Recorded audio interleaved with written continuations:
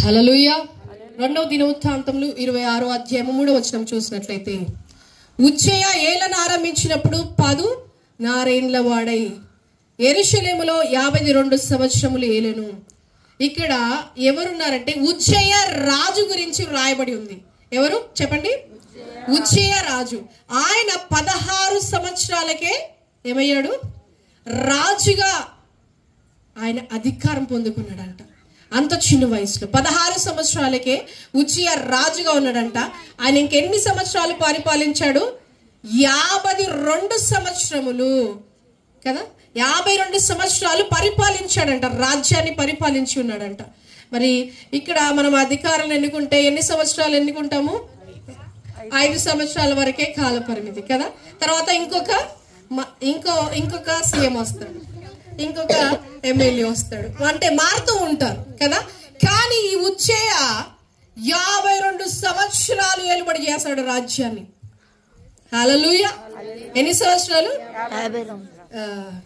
52 years ఆయన అధికారంలో ఉన్నాడంటే అది చాలా గొప్ప విషయం కదా. మరి అది ఎవరిచ్చారు అంటే, అసలు ఆయనకు అంతటి ఆధిక్యత, అంత అధికారం ఎలా పొందుకున్నాడంటే 5వ వచనం చూసినట్లయితే, దేవుని ప్రత్యక్షత విషయమందు తెలివి కలిగిన జకర్యా దినములలో అతడు దేవుణ్ణి ఆశ్రయించెను. అతడు యెహోవాను ఆశ్రయించినంత కాలము దేవుడు అతన్ని వర్ధిల్ల చేసెను. హల్లెలూయా. ఏం చేశాడంటే, ఈ ఉజ్జయ రాజుగా అధికారిగా 52 సంవత్సరాలు పరిపాలించాడంటే, మొదటిగా ఆయన ఏం చేసి ఉన్నాడంటే దేవుణ్ణి ఆశ్రయించి ఉన్నాడు. ఎవరిని ఆశ్రయించారండి? గట్టిగా ఎవరిని ఆశ్రయించారు? దేవుణ్ణి ఆశ్రయించుడంట. నువ్వెవరిని ఆశ్రయిస్తున్నావు ఈరోజు? నీకు కావాలి అంటే, నీకు పొందుకోవాలనుకుంటే, నీ అవసరతల నిమిత్తము, నీకు కావలసిన పనుల నిమిత్తము నువ్వు మనుషులను ఆశ్రయిస్తున్నావేమో. నాకు అది సహాయం చేయి, నాకు ఇది సహాయం చేయి అని ఎవరెవరిని అడుగుతున్నావేమో. ఏదేదో సహాయాలు మనుషుల యొద్దకు వెళ్ళి అడుగుతున్నావేమో. దేవుడు ఏమంటున్నాడంటే, మనుషులను ఆశ్రయించుట కంటే యెహోవాను ఆశ్రయించుట మేలు అని రాయబడి ఉంది. ఎవరిని ఆశ్రయించుట కంటే? యెహోవాను ఆశ్రయించుట మేలు అంట. రాజులను ఆశ్రయించుట కంటే యెహోవాను ఆశ్రయించుట మేలు అని దేవుని వాక్యం తెలియజేస్తుంది. నువ్వు అధికారుల దగ్గరికి పోయిన పని కాదు, మంత్రుల దగ్గరికి పోయిన పని కాదు, రాజాది రాజు ప్రభులకు ప్రభు అయిన యేసు ప్రభు సన్నిధానంలో ఆయనను ఆశ్రయిస్తే నీ పనులన్నీ కూడా దేవుడు చూచుకుంటాడు. యెహోవా ఈరే. ఆమేన్ చెప్దాం. యెహోవా ఈరే. యెహోవా ఈరే అంటే ఏంటి అర్థం? చెప్పమ్మా. దేవుడే చూచుకొని. నువ్వు వెరీ గుడ్. హల్లెలూయా. దేవుడే చూసుకుంటాడు. మీ పనులన్నీ కూడా ఎవరు చూసుకుంటారు? దేవుడే చూసుకుంటాడు. ఆయన్ని ఆశ్రయించాలి. మొదటిగా ఫస్ట్ పాయింట్ నువ్వు చేయాల్సింది ఏంటి? దేవుని ఆశ్రయించటం. ఈ ఉజ్జయ మరి ఆయన ఆశ్రయించి ఉన్నాడంట.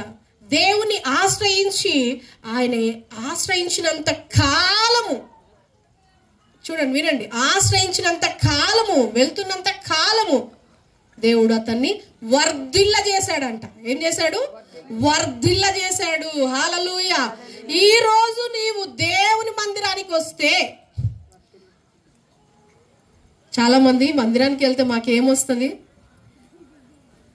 ప్రార్థనకు పోతే మాకేమొస్తుంది? ప్రార్థనకు పోయి గంట సేపు కూర్చుంటే మాకేమొస్తుంది? కాసేపు పోయి అట్టి పని చేసుకుంటే డబ్బులు వస్తాయి కదా, ఒక రోజు కూలిపోతుంది కదా, ఒక రోజు మేము పని చేసుకుంటే ఆ డబ్బులు మిగిలిపోతాయి కదా, వస్తాయి కదా. ఈ మందిరం దగ్గర పోతే మా డబ్బులు పోతాయి అని ఆలోచిస్తున్నారేమో. నువ్వు ఎంతైతే ఆ డబ్బులు కోల్పోతున్నావు, ఆ మందిరం దగ్గరికి వచ్చి కూర్చుంటే అంతకు రెండింతలుగా ఆశీర్వాదములు దేవుడు ఇవ్వబోతున్నాడు నీకు. హల్లెలూయా. మీరు ఇది చేసి చూడండి, మీరు ఒక్కసారి చేసి చూడండి. మీ పనులన్నీ కూడా వదులుకొని మరి ఆయన సన్నిధానంలో ఆయనను ఆశ్రయించినట్లయితే విశ్రాంతి దినమును ఆచరించుము అని రాయబడి ఉంది. ఆజ్ఞలలో ఒక ఆజ్ఞ. అది మీరు పాటిస్తున్నారా? ఎంతమంది పాటిస్తున్నారు? విశ్రాంతి దినమును ఆచరించుమని ఆజ్ఞలలో ఒక ఆజ్ఞ ఉంది. అవునా? ఎంతమందికి తెలుసు ఆజ్ఞలు అని? ఆజ్ఞను ఎంతమంది తప్పిపోతున్నాం? ఫిలిప్ బ్రదర్ ఉందా అది? ఆజ్ఞలలో ఒక ఆజ్ఞగా ఉందా? ఉంది కదా. ఆజ్ఞలో ఒక ఆజ్ఞ అది. ఎంతమంది ఈ ఆజ్ఞను పాటిస్తున్నాం? పాపం చేయటం అంటే ఏదో మనిషిని చంపేయటమో ఇంకేదో చేయటమో పాపం చేయటం కాదు. నువ్వు పాపం చేస్తున్నావు. ఏ విషయంలో? దేవుని విశ్రాంతి దినమును ఆచరించకుండా నువ్వు పాపం చేస్తున్నావు. ఇంకా పాపం అంటే ఏదో కాదు. దేవుని కట్టడ, దేవుని నియమము, దేవుని ఆజ్ఞ, అది నువ్వు అనుసరిస్తున్నావా? నీ కుటుంబంలో ఆశీర్వాదం కావాలనుకుంటావు, నీ కుటుంబం దీవించబడాలనుకుంటావు, నీ కుటుంబంలో ఆర్థిక సమస్యలు ఉండొద్దు అనుకుంటావు. మరి దేవుణ్ణి ఎప్పుడు ఆశ్రయిస్తున్నావు? ఆజ్ఞను అతిక్రమిస్తున్నావు. విశ్రాంతి దినమును ఆచరించట్లా. నీకు ఎలా దీవెనలు వస్తాయి? ఎలా మేలు పొందుకోగలుగుతాను? ఆజ్ఞ తప్పిపోతున్నావు కదా, ఆజ్ఞను అనుసరించట్లేవు కదా. ఇక్కడ ఉజ్జయరాజు ఏం చేశాడు? ఆశ్రయిస్తూనే ఉన్నాడు. ఏం జరిగింది? వర్ధిల్ల చేశాడంట దేవుడు. హల్లెలూయా. ఆయన వర్ధిల్ల చేశాడంట. మరి రాజు పని ఏంటిది? రాజు పని ఏంటి చెప్పండి? రాజు ఏం పని చేస్తాడమ్మా? ఏం చేస్తాడమ్మా? రెండు చిన్న రాజు ఏం చేస్తాడు? రాజ్యాన్ని పరిపాలిస్తాడు కదా. రాజ్యాన్ని పరిపాలిస్తాడు. ఇంకా ఎవరన్నా రాజు పని ఏంటి?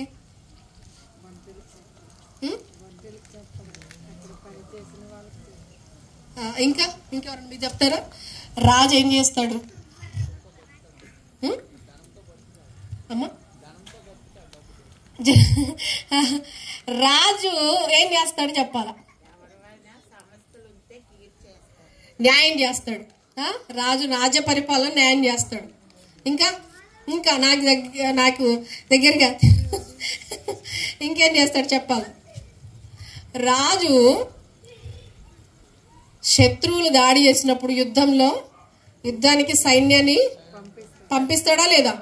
ఈ రాజు ఉజ్జయ రాజుకు ఎంతమంది సైన్యము ఆయనకు వ్యతిరేకంగా లేచిందో తెలుసా? అక్కడ చూడండి, కింది వచ్చిన చూద్దాం. 6వ వచనం. అతడు బయలుదేరి ఫిలిస్తీయులతో యుద్ధము చేసి కాదు ప్రాకారమును, ఎబ్నే ప్రాకారమును, అష్టోదు ప్రాకారమును పడగొట్టి అష్టోదు దేశంలోను ఫిలిస్తీయుల ప్రదేశంలోను ప్రాకారపురమును కట్టించాను. ఫిలిస్తీయులతో అక్కడ కింది వచనం అంతా కూడా చూసినట్లయితే అరబ్బీలతోను మోహినులతోను అతడు యుద్ధము చేయగా దేవుడు అతనికి సహాయము చేసెను. హల్లెలూయా, హల్లెలూయా. రాజు మీదికి శత్రువులు దాడి చేసినప్పుడు దేవుడు ఏం చేశాడు? దేవుడు సహాయం చేశాడంట. 2వ పాయింట్, ఉజ్జయకి ఏం చేశాడు? దేవుడు సహాయకుడిగా ఉన్నాడు. ఈరోజు నీ శత్రువులు ఎంతమంది నీ మీదకి వచ్చినా, నీ శత్రువులు ఎంతమంది నీ మీదకి లేచినా కూడా దేవుడు నీకు సహాయము చేయునుగాక. ఆమేన్. ఆయన సహాయం చేస్తాడు. ఇక్కడ ఇంతమంది వ్యతిరేకతల మధ్యలో ఎంత మరి ఇక్కడ పరిచర్య జరిగిస్తున్న దైవజనరాలు, పరిచర్య అంటే చాలా ఈజీగా జరిగిపోయేది కాదు. అర్థమైందా? ఈజీగా జరిగిపోయేది. ఎంతో నలగొట్టుకోవాలి దేవుని సన్నిధిలో, ఎంతో నలగొట్టుకొని ప్రార్థనలో ఉండి ఎంతో శ్రమ పడాలి, ఎంతో కష్టపడాలి. దేవుని సన్నిధానంలో మరి రేయి పగలు ప్రార్థనలోనే ఉంటారు. మరి అరిలోవ ప్రాంతంలో కుటుంబ ఆశీర్వాద పండుగలు గొప్పగా జరిగించింది దైవజనులు. ఒక డైనమిక్ లేడీగా ఈ వైజాగ్ పట్టణంలో దేవుడు ఆమెను నిలబెట్టి ఉన్నాడు. Hallelujah. She my friend of mind.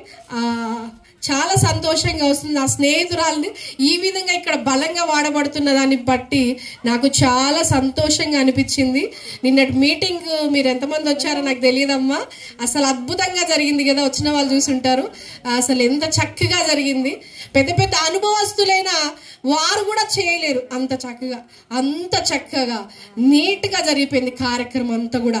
ఎంతో వ్యతిరేకతలు వచ్చినప్పటికీ దేవుడు తనకు సహాయం చేసి ఉన్నాడు. హల్లెలూయా. దేవుడు అక్కడ నిలిచి ఉన్నాడు.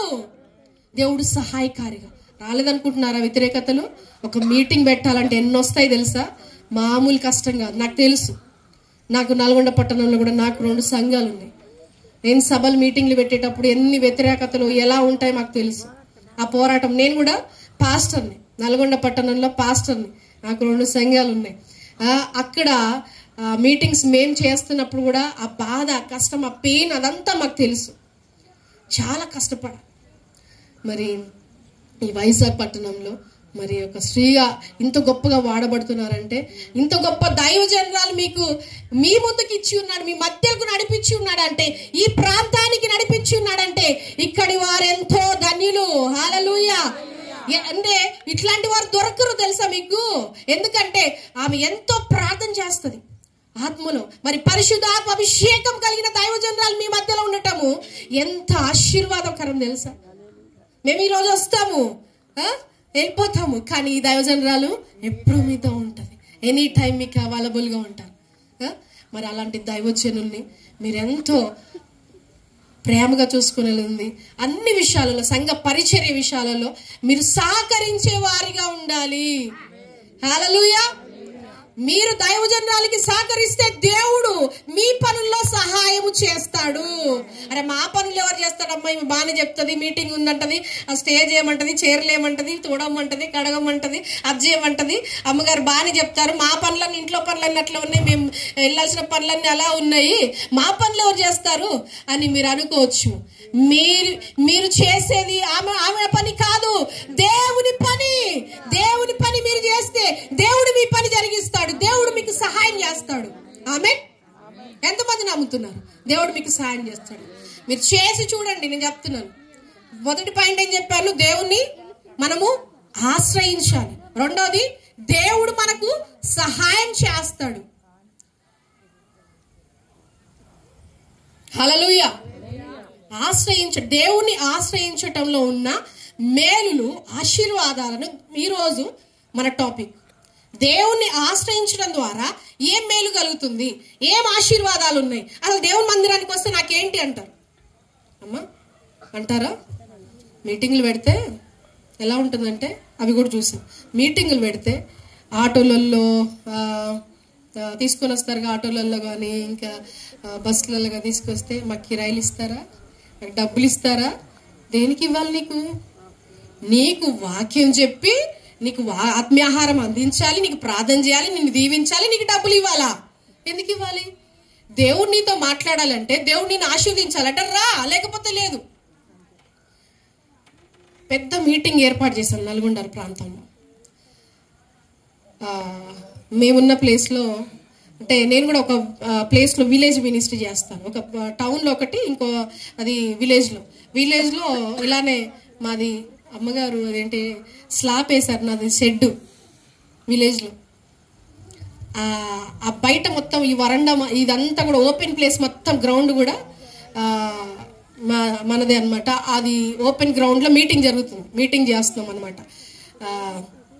మీటింగ్ చేస్తున్న సమయంలో అందరు ఇంకా చుట్టూ ఉన్న ఊర్లలో ఉంటారు కదా, ఆ పక్కన పాస్టర్స్ వాళ్ళందరూ కూడా కొంత విశ్వాసులు, అక్కడ ఉన్న విశ్వాసులు అందరూ నడిపించబడుతున్నారు. అయితే నాకు ఒక కాల్ వచ్చింది. అయితే కాల్ వస్తే మా వాళ్ళు మాట్లాడి అమ్మ పక్క ఊరు నుంచి, మరి ఊరు నుంచి ఆటో కట్టుకొని ఒక 4 ఆటోలలో వస్తారంటమ్మా అనేసి అన్నాడు. అమ్మ రమ్మను, మంచిదే కదా, 4 ఆటోలలో విశ్వాసులు వస్తే మంచిదే కదా. అమ్మ మరి వారికి డీజిల్ అంట, వారికి డబ్బులు అంట, వచ్చినందుకు డబ్బులు ఏం కావాలి, డీజిల్ కావాలి అని అడుగుతున్నారంటే, నేను ఒక్క పైసా కూడా ఇయ్యనయ్యా, దేవుని వాక్యం కావాలంటే రమ్మను, లేకపోతే వదిలేమను అని చెప్పాను. అంతే చెప్పాను. ఇదేమన్నా మన రాజకీయ మీటింగ్ కాదు, డబ్బులతో కొనుక్కొచ్చుకొని కూర్చోబెట్టుకుంటానికి. ఇది రాజకీయం కాదు.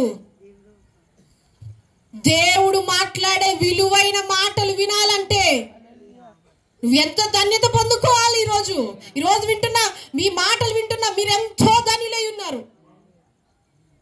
హల్లెలూయా. నల్గొండ ప్రాంతం నుంచి ఇక్కడికి ఎందుకు వచ్చాను? మీతో మాట్లాడటానికి. దేనికి? మీతో మాట్లాడటానికి. దేవుడు సూటిగా మీతో మాట్లాడుతున్నారు, అది చెప్పడానికి నేను వచ్చి ఉన్నాను.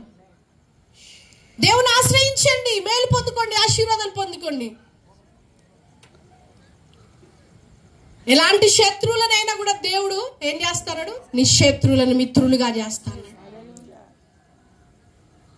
వారి ముందు, నీ శత్రువుల ముందు భోజనం సిద్ధపరుస్తానంటున్నాడు దేవుడు. నమ్ముతున్నావా ఈ మాట? హల్లెలూయా. ఇక్కడ ఉజ్జయ మీదికి ఎంతమంది అక్కడ ఉన్న దేశస్తుల సైన్యం అంతా కూడా దండెత్తి వచ్చినా కూడా అక్కడ ఏం జరిగిందంట? దేవుడు సహాయము చేసి ఉన్నాడంట. హల్లెలూయా. నీ కుటుంబంలో నీ రక్త సంబంధించిన బంధుమిత్రులు శత్రువులుగా మారతారు. ఎవరు కాదు, సరే పక్కన పెట్టండి, పక్కన వాళ్ళని పక్కన పెట్టండి, కానీ నీ కుటుంబం వాళ్ళే నీకు శత్రువులుగా మారుతారు. నీకు విరోధంగా మాట్లాడతారు, నిన్ను అవమానిస్తారు, నిందలేస్తారు. కానీ నీ పక్షానున్నవారు, దేవుడు నీ పక్షానున్నాడు. దేవుడు నీకు సహాయం చేస్తాడు. హల్లెలూయా. మరి ఉజ్జయ ఇక్కడ చూసినట్లయితే, కింది వచనంలో చూసినట్లయితే, ఇంకా ఉజ్జయను ఆయన కలిగి ఉన్న వాటన్నిటిని కూడా దేవుడు ఏం చేస్తాడంటే అభివృద్ధి కలిగజేస్తాడు. ఆయనకున్న ఆ పొలమును, పంటలను దేవుడు విస్తారముగా దీవించాడంట. అతనికి చూద్దాము 10వ వచనము. అదియు కాక షెఫేలా ప్రదేశంలోను మైదాన ప్రదేశంలోను అతనికి విస్తారమైన పశువులుండగా అతడు అరణ్యంలో దుర్గములు కట్టించి అనేకమైన బావులు త్రవ్వించెను. వ్యవసాయం అతడు ఆపేక్ష గలవాడు గనుక పర్వతములోను కర్మేలులోను అతనికి వ్యవసాయము, ద్రాక్ష తోట పనివారును కలిగి ఉండెను. అయితే ఇక్కడ ఆయన కలిగి ఉన్న వాటిని అన్నిటిని కూడా దేవుడు ఏం చేశాడంటే అభివృద్ధి పరిచి ఉన్నాడు. హల్లెలూయా. 14వ వచనం చూద్దాం. ఉజ్జయ ఈ సైన్యమంతటికి డాలను, ఈటలను, శిరస్త్రాణములను, కవచమును, విల్లులను వడిసెలలో చేయించెను. మరియు అతడు అమ్ములనేమి పెద్ద రాళ్ళనేమి ప్రయోగించుటకై ఉపాయశాలను కల్పించిన యంత్రములను యెరూషలేములో చేయించి దుర్గములతోనూ బురుజులతోనూ ఉంచెను. అతడు స్థిరపడినంత వరకు అతనికి ఆశ్చర్యకరమైన సహాయము కలిగెను. అతడు స్థిరపరచబడినంత వరకు ఆశ్చర్యమైన సహాయం కలిగిందంట. అంటే ఆశ్చర్యమైన సహాయం అంటే నువ్వు ఊహించలేవు. నీకు జరిగే సహాయము నువ్వు ఊహించలేవు. దాన్ని నీ ఊహకు కూడా అందదు. అది దేవుడు చేసే కార్యం. హల్లెలూయా. నువ్వు దాన్ని ఎక్స్పెక్ట్ చేయలేవు అనమాట. అంత అద్భుతమైన ఆశ్చర్యమైన రీతిలో నీకు దేవుడు సహాయం చేస్తాడు నువ్వు నమ్మినట్లయితే. నువ్వు కలిగి ఉన్నది, నువ్వు చిన్న వ్యాపారం కలిగి ఉన్నావేమో, ఈరోజు చిన్న పని చేస్తున్నావేమో, కానీ దేవుడు ఏం చేస్తున్నాడంటే నీ చేతి హస్తాలను దీవించబోతున్నాడు. ఆశ్చర్యమైన సహాయం నీకు దేవుడు దయచేస్తాడు. కొంచెం డబ్బుతో నువ్వు వ్యాపారం స్టార్ట్ చేసావేమో, కొద్దిగా వేలల్లో ఒక 10,000తో నువ్వు స్టార్ట్ చేసావేమో, దేవుడు 10 లక్షల వరకు ఆయన నీ వ్యాపారాన్ని పెంచునుగాక. ఆమేన్. నువ్వు ఏ వ్యాపారం చేస్తున్నా ఈరోజు నువ్వు నమ్మినట్లయితే దేవుడు నీ వ్యాపారాన్ని ఆశ్చర్యమైన సహాయము దేవుడు నీకు అందించునుగాక. ఆమేన్. మేము ఈ చిన్న పని చేస్తున్నాం, మా అప్పులన్నీ ఎక్కడ తీరిపోతాయి, మా బాధలన్నీ ఎలా తీరిపోతాయి, ఈ రోజు ఇంకా అప్పులు అవుతున్నాయి కానీ తగ్గిపోట్లా, ఇంకా పెరుగుతూనే ఉన్నాయి, పిల్లల్ని ఎలా పోషించాలి, కుటుంబం ఎలా జరుగుతుంది, కుటుంబం ఏ విధంగా ముందు తీసుకెళ్ళాలి, అప్పుల భారం ఎప్పుడు తొలగిపోతుందని మనం అనుకుంటాం కదా. కానీ దేవుడు ఏమంటున్నాడు? ఆశ్చర్యమైన సహాయము మీకు అందించునుగాక. ఆమేన్. ఎలాంటి సహాయం అంట? ఆశ్చర్యమైన సహాయం కలిగిస్తాడంట. నువ్వు నమ్మినట్లయితే దేవుడు ఈ కార్యం నీ కుటుంబంలో జరిగించునుగాక. నువ్వు చేస్తున్న పనిలో, నీ భర్త చేస్తున్న పనిలో, నీ పిల్లలు చేస్తున్న పనిలో ఆశ్చర్యమైన సహాయం నీకు అందించబడును గాక. కొన్నిసార్లు కనీసం మన దగ్గర డబ్బు లేకపోతే అప్పుకు వెళ్ళినా కూడా ఎక్కడ దొరకదు. అప్పు దొరుకుతుందా? దొరకదు కదా సామాన్యంగా. కానీ కొన్ని సమయంలో దేవుని మీద ఆధారపడి మనం వెళ్ళినప్పుడు అసలు మనం మొహం చూడగానే డబ్బులు కావాలా, ఏంటి, ఎన్ని కావాలి అని ఇస్తారు. హల్లెలూయా. అలాంటి అద్భుతాలు, ఆశ్చర్యమైన కార్యాలు దేవుడు మన ఎడల జరిగిస్తాడు. హల్లెలూయా. దేవుడు మన ఎడల కార్యములు చేయగల సమర్థుడై ఉన్నాడు. అద్భుతమైన సహాయం ఆయన జరిగిస్తాడు, ఆశ్చర్యమైన సహాయం ఆయన జరిగిస్తారు మన ఎడల. అయితే ఈ ఉజ్జయాని ఆయన ఏ విధంగా దీవించాడంటే, ఇంకొక మాట చదువుదాం.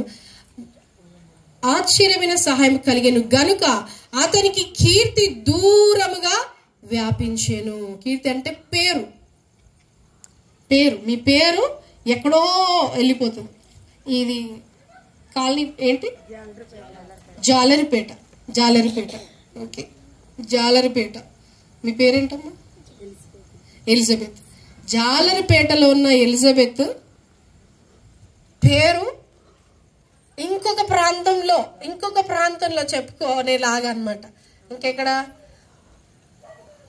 ఇంకా సిటీలో, ఇది కాలనీ కదా, ఇంకా బయట సిటీలో కూడా చెప్పుకునే పేరు, అంతటి పేరు దేవుడు దయచేస్తాడు.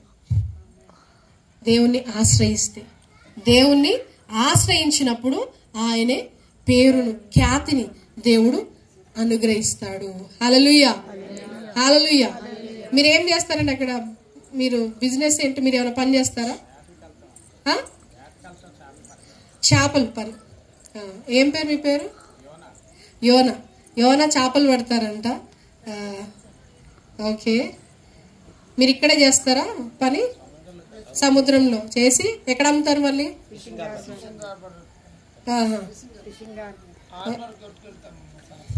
ఓకే, సరే. ఇక్కడ చేపలు పట్టి మళ్ళీ బిజినెస్ అక్కడ చేస్తారు కదా. మరి ఈ యోనా పేరు ఇంకొక ప్రాంతంలో కూడా మారుమోగటం. పలాని వ్యక్తి అంట ఇక్కడ బిజినెస్ చేస్తున్నాడు, ఆ వ్యక్తి అని ఆ పేరు అక్కడ ఇంకెక్కడ ప్లేసెస్ ఉన్నాయి. I don't know, I have no idea to tell the places.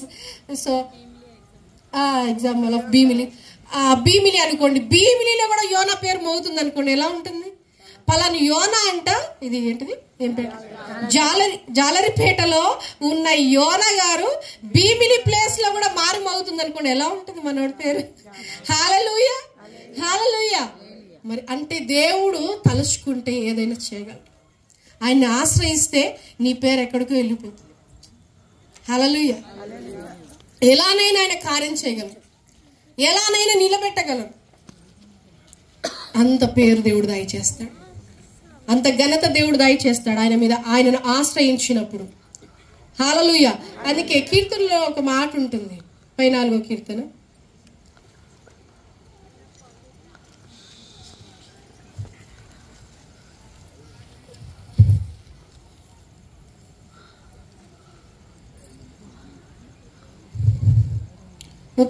కీర్తన 10వ వచనం. సింహపు పిల్లలు లేమి గలవై ఆకలిగొనును, యెహోవాను ఆశ్రయించు వారికి ఏ మేలు కొదవై ఉండదు. హల్లెలూయా. సింహ పిల్లలు లేమి గలవై ఆకలిగొనునేమో గాని యెహోవాను ఆశ్రయించు వారికి ఏ మేలు కొదవై ఉండదంట. ఆమేన్. నమ్ముతున్నారా ఈ మాట? మీరు ఆశ్రయిస్తే, ఇక్కడ అక్కడ ఆ పాయింట్ గుర్తుపెట్టుకోవాలి. నువ్వు ఆశ్రయిస్తే, నువ్వు మందిరానికి వస్తే, నువ్వు దేవుణ్ణి ఆశ్రయిస్తే ఏం కాదు, నీకు ఏ కోద ఉండదు. నీ ఇంట్లో తినటానికి పుష్కలంగా ధాన్యం ఉంటాయి, రైస్ ఉంటాయి, బస్తాలు వేసి ఉంటాయి. నీ ఇంట్లో బ్యాగులు పప్పులు ఉంటాయి, వండుకునే పప్పులన్నీ అసలు తరిగిపోవు. ఇంకా లేముండదు అంటున్నాడు. నీ డబ్బాలు ఏది తీసినా కూడా మొత్తం నిండిపోతాయి. అయ్యో ఈరోజు పప్పు లేదే, కందిపప్పు లేదే, ఉప్పు లేదే, అట్లే ఆ మాట రాదు నీ నోట్లో నుంచి. సమృద్ధిగా నింపుతా అంటున్నాడు. హల్లెలూయా. మీ ఇంట్లో ఒక్క బ్యాగ్ కాదు, ఎన్ని బ్యాగులు? 10 బ్యాగులతో దేవుడు నింపుతాడు. ఒక పూట వండుకోవడానికి 1 కేజీ రైస్ కోసం బాధపడ్డావేమో, అంతకు ముందు తినటానికి కూడా తిండి లేక బాధపడ్డావేమో. కానీ దేవుని ఆశ్రయిస్తే ఏ మేలు కొదవై ఉండదు. హల్లెలూయా. కాబట్టి దేవుణ్ణి ఆశ్రయించడం మర్చిపోకూడదు. దేవుని ఆశ్రయించిన జనులను దేవుడు సమృద్ధిగా నింపుతానంటున్నాడు. హల్లెలూయా. ఆయనను ఆశ్రయించు నరుడు ధన్యుడు అని రాయబడి ఉంది. మరి మీరు ధన్యులుగా ఉండాలని ప్రభు కోరుకుంటున్నాడు. ఆయన ఆశ్రయించు వారికి ఆయన ఏ మేలు కొదవై ఉండదని దేవుని వాక్యము తెలియజేస్తుంది. కాబట్టి ఆయన ఆశ్రయించే వ్యక్తులుగా మనం ఉండాలి. లాస్ట్ మాట చెప్పి నేను ముగింపులోకి వస్తాను. 31వ కీర్తన 31వ కీర్తన చూద్దాము. 19వ వచనం. నీ యందు భయభక్తులు గల వారి నిమిత్తము నువ్వు దాచియుంచిన మేలు ఎంతో గొప్పది. నరుల ఎదుట నిన్ను ఆశ్రయించు వారి నిమిత్తము నీవు సిద్ధపరిచిన మేలు ఎంతో గొప్పది. హల్లెలూయా. విన్నారా? చదవబడిన వాక్యం విన్నారా? ఏమన్నారు? చాలమ్మా. ఎవరైతే ఆయన యందు భయభక్తులు కలిగి ఆయన ఆశ్రయిస్తారో వారి కోసము దేవుడు ఏం చేసినాడంట? దాచి ఉంచాడంట. హైడింగ్, దాచిపెట్టి ఉంచాడంట. మేలు ఏంటిది? మేలు దాచిపెట్టి ఉంచాడంట. నీ కోసం దాచిపెట్టి ఉంచున్నాడు. సంధ్యారాణి గారు, దైవజనరాలు గారు, మరి ఈరోజు మీటింగ్ వచ్చే వారి కోసం ఒక గిఫ్ట్ ఇస్తానని చెప్పారు. ఒక గిఫ్ట్ ఇస్తానని మీకోసం దాచిపెట్టి సిద్ధపరిచి ఉంచారు. ఆ గిఫ్ట్ ఎవరు పొందుకుంటారు? పొందుకుంటారమ్మా? ఆయన యందు వచ్చిన వారిని, ఇక్కడికి వచ్చిన వారిని, సంధ్యారాణి గారు ఏర్పాటు చేసిన గిఫ్ట్ ఇక్కడికి వచ్చిన వారికి, ఇక్కడ వచ్చిన వారు మాత్రమే పొందుకుంటారు కదా. హల్లెలూయా, హల్లెలూయా. మరి దేవుడు కూడా ఈ రోజు నీకు ఒక గిఫ్ట్ ఏర్పాటు చేసి ఉన్నాడు, కానీ అది దాచిపెట్టి ఉంచున్నాడు. ఇక్కడ వచ్చిన వారు ఈ రోజు పొందుకొనబోతున్నారు. ఆమేన్, హల్లెలూయా. నువ్వు అనుకోవచ్చు అది కనపడని గిఫ్ట్. ఎప్పుడైనా గుర్తు పెట్టుకోండి, దేవుడు ఇచ్చే గిఫ్ట్ కనపడదు. సర్ప్రైజ్. What is that? చెప్పండి అందరు, సర్ప్రైజ్. నీ పక్కన వారికి చెప్పండి, చేయించి, నీకు ఈరోజు సర్ప్రైజ్ ఉంది చెప్పండి. చెప్పండి గట్టిగా మీ పక్కన వారికి మరొకసారి, సర్ప్రైజ్. సర్ప్రైజ్ ఉంది అంటే, సర్ప్రైజ్ అంటే ఏంటి? చెప్పకుండా ఇచ్చేది కదా, చెప్పించేది కాదు. చెప్పకుండా మీ కుటుంబంలో దేవుడు సర్ప్రైజ్ చేయబోతున్నాడు ఈరోజు. ఆమేన్, ఆమేన్.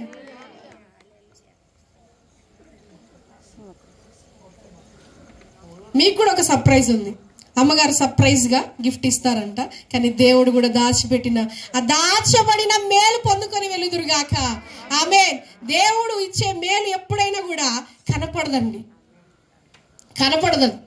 మనం ఇచ్చేది ఒక వాచ్ గిఫ్ట్ ఇస్తాము, లేకపోతే మనం సీనరీస్ గిఫ్ట్ ఇస్తాము, ఇంకా వస్తువులు గిఫ్ట్ ఇస్తాం, రకరకాల గిఫ్ట్లు ఇస్తాం. అవి చూస్తాం కదా, చూడగలుగుతాం. కానీ దేవుడు ఇచ్చేది చూడలేం. అది దాచబడి ఉంటుందంట మేలు. తగిన సమయంలో దేవుడు దయచేస్తాడు. హల్లెలూయా. అందుకే అంటున్నాడు, దాచబడిన మేలును పొందుకొనబోతున్నాను. నరుల ఎదుట నువ్వు ఎవరైతే ఆశ్రయిస్తారో వారి కోసం సిద్ధపరిచి ఉంచున్నాడంట. మన ఇంటికి ఎవరైనా గెస్ట్లు వస్తే ఏం చేస్తాము? అన్ని సిద్ధపరుస్తాం. మమ్మల్ని అయితే చంపేసిందండి సంధ్యారాణి గారు. నేపాల్ నుంచి వచ్చిన సిస్టర్ గారు, నేనైతే తినలేక చచ్చిపోయాను. అట్లాంటివన్నీ సిద్ధపరిచింది. అంటే మనిషిని ప్రేమతో చంపేస్తారండి కదా. ఈరోజు చూసా, అమ్మో ఎక్కడ కూడా ఇలా జరగలేదు నాకు. ఇంత తిండి దగ్గర ఇంత బాధ, అసలు ఏం తినాలో అర్థం కావట్లేదు. 10 వెరైటీస్ పెట్టిందండి, 10-12. మరి ఎవరైనా తింటారా మనుషులన్నా కదా? అసలు ఎన్ని వెరైటీస్ అంటే అసలు టేబుల్ పట్టట్లా. ఇంత పెద్ద టేబుల్, ఇక్కడ నుంచి ఇక్కడ ఉన్న టేబుల్ ఆ ఐటమ్స్ తోటి మొత్తం నిండిపోయి ఏం తినాలో నాకు అర్థం అవ్వట్లా. చేపల కూర, మటన్ కూర, సాంబారు, పప్పు, ఇంకా చాలా పేర్లు ఉన్నాయి. నాకు పేర్లు గబగబ రావట్లే, కూరల పేర్లు. ఏమని చెప్పారండి మీకు? మళ్ళీ దాంట్లో ఈ కూరలో ఎక్కువ అంటే స్వీట్లు. మరి చంపేసిద్దా మమ్మల్ని ఇక్కడనే? భోజనాలు పెట్టి చంపేసిద్దా? ఏంది సిద్ధపాటు? అసలు ఉన్నన్ని రోజులు కూడా అమ్మగారు అయితే మమ్మల్ని మామూలు రకం కాదు. అమ్మ ఇది వేసుకోమ్మా, ఇది వేసుకోండి, ప్లేట్ నిండా అవే. మళ్ళీ ఇదిగాక క్లిస్ట్ ఏంటంటే మళ్ళీ తర్వాతకి స్వీట్లు తెచ్చిద్ది. ఆ స్వీట్లు తినకపోతే మళ్ళీ ఫీల్ అవుతుంది అమ్మగారు అని. తప్పని పరిస్థితుల్లో ప్రతి కూర తిని, ప్రతి స్వీటు తిని, అమ్మో నాకు భయం వేస్తుంది ఇప్పుడు మళ్ళీ రావాలంటే. అసలు అన్ని వెరైటీస్ అంటే సిద్ధపరిచిందండి దైవజనుల కోసం. ఆమె సిద్ధపాటుతో అన్ని ప్రిపేర్ చేసింది. ఎంత అంత అదంట ఇట్స్ లవ్, ఇట్స్ ప్రేమతోటి దూరం నుంచి వచ్చినారు నా ఫ్రెండ్స్ పెట్టాలని ఆశ. సిద్ధపరిచింది, అన్ని కూడా అరేంజ్ చేసింది, అన్ని కూడా పెట్టింది, అంత చక్కగా అరేంజ్ చేసింది. ఈరోజు దేవుడు కూడా నీ కోసం సిద్ధపరిచి ఉంచున్నాడు. తెలుసా ఆ విషయం? నీకు ఆల్రెడీ ప్రిపేర్ చేసి ఉన్నాడు. నువ్వు వస్తే నీకు ఇస్తాడు. నువ్వు వస్తే నువ్వు దాన్ని తీసుకోవచ్చు, దాన్ని భుజించవచ్చు, దాన్ని అనుభవించవచ్చు ఆ మేలుని. హల్లెలూయా, హల్లెలూయా. మరి అందుకే దేవునిని ఆశ్రయించుట మేలు. ఉజ్జయ రాజు అధికారిగా ఉన్నాడంటే, ఉజ్జయ రాజు దీవించబడ్డాడంటే ఆయన కీర్తి దేశంలో వ్యాపించి ఉన్నదంట. ఆయన పొలమును, పంటను, పశువులను అన్నిటిని దేవుడు దీవించున్నాడు. దేవుడు సహాయకుడుగా ఉన్నాడంటే ఆయన ఎంత గొప్ప మేలు పొందుకున్నాడు. అలాంటి ఆశీర్వాదాలు మీరు పొందుకోవాలంటే దేవుణ్ణి ఆశ్రయించడం మర్చిపోకుండా దేవుని సన్నిధానం గడిపినట్లయితే ప్రభు మీ ఎడల గొప్ప కార్యాలు జరిగించునుగాక. దీవెనలన్నీ మీరు స్వతంత్రించుకుందురుగాక. ఆమేన్. ప్రార్థన చేసుకుందాం, ముగింపు ప్రార్థన చేసుకుందాం. అందరూ కూడా ప్రార్థనలోని ఏకీభవించుదాం. హల్లెలూయా, హల్లెలూయా. పరిశుద్ధాత్ముడా నీకు వందనాలు చెల్లిస్తున్నాము తండ్రి ప్రభువా. గొప్ప దేవా నీకు వందనాలు చెల్లిస్తున్నాము తండ్రి ప్రభువా. ఆయా కుటుంబ ఆశీర్వాద పండుగలకు వచ్చిన బిడ్డలందరినీ కూడా వారి కుటుంబాలను దర్శించండి తండ్రి ప్రభువా. నిన్ను ఆశ్రయించిన వారికి ఏ మేలు కొదవై ఉండదంటున్నావు తండ్రి ప్రభువా. వారి కుటుంబాలలో సమృద్ధిగా నింపబడునుగాక తండ్రి ప్రభువా. నూతనమైన ఆశీర్వాదములు వారు పొందుకొందురుగాక తండ్రి ప్రభువా. రామకష్యాల పరిశుద్ధాత్ముడు దర్శించండి తండ్రి ప్రభువా. ఎవరైతే కష్టములో ఉన్నారో, ఎవరైతే నష్టములో ఉన్నారో, ఎవరైతే బాధలో ఉన్నారో, ఎవరైతే అనారోగ్యంలో ఉన్నారో వారు యేసు నామములో స్వస్థత పొందుకొందురుగాక, విడుదల పొందుకొందురుగాక, వారు మేలు పొందుకొందురుగాక, నూతనమైన ఆశీర్వాదములు పొందుకొందురుగాక, నూతనమైన కార్యములు వారు చూదురుగాక. తండ్రి నీ సన్ని తోడుగా ఉంచండి తండ్రి ప్రభా. నీ మేలుల చేత, నీ ఆశీర్వాదముల చేత వారిని నింపమని వేడుకుంటున్నాం తండ్రి. నీవే వారి కుటుంబాలకు సహాయకుడుగా ఉండమని ప్రార్థన చేస్తున్నాం. ఆశ్చర్యమైన సహాయం వారికి కలుగునుగాక, ఆశ్చర్యమైన దీవెనలు వారికి కలుగునుగాక. వారి సన్ని తోడుగా ఉంచి నడిపించడం మీ కృపలో వర్ధిల్ల చేయమని వేడుకుంటున్నాం తండ్రి ప్రభా. ఇక్కడ ఉన్న ఈ చుట్టూ ఈ వాక్యము వింటున్న ప్రతి ఒక్కరి హృదయాలు దర్శించబడునుగాక. ఈ రాత్రి కాల సమయంలో ప్రతి హృదయం నీ వైపు త్రిప్పబడునుగాక. మారు మనసు వచ్చునుగాక తండ్రి ప్రభా. రక్షణలో నడిపించబడునుగాక తండ్రి ప్రభా. ఈ ప్రాంత ప్రజలు, ఈ కాలనీలో ఉన్న బిడ్డలందరి ఆయా దుఃఖ దినములు సమాప్తములవునుగాక. నిన్ను ఆశ్రయించే బిడ్డలుగా వారు నడిపింపులోకి నడిపించబడుదురుగాక తండ్రి ప్రభువా. నీ దీవెనలు ఆశీర్వాదం ఈ రాత్రి కాల సమయంలో ప్రతి ఒక్కరి మీద, కూడి వచ్చిన కుటుంబాల మీద ఆయా ఉంచమని వేడుకుంటూ ఆయా మరి సంఘమును దీవించమని, జీసస్ కింగ్డమ్ మినిస్ట్రీని దీవించి ఆశీర్వదించమని వేడుకుంటున్నాం తండ్రి. మీ కృపల వర్ధిల్ల చేయమని నజరేయుడైన యేసుక్రీస్తు నామమున అడిగి వేడుకొనుచున్నాము తండ్రి. Amen, amen. God bless you all. Praise the Lord. గట్టిగా హల్లెలూయా చెప్తా.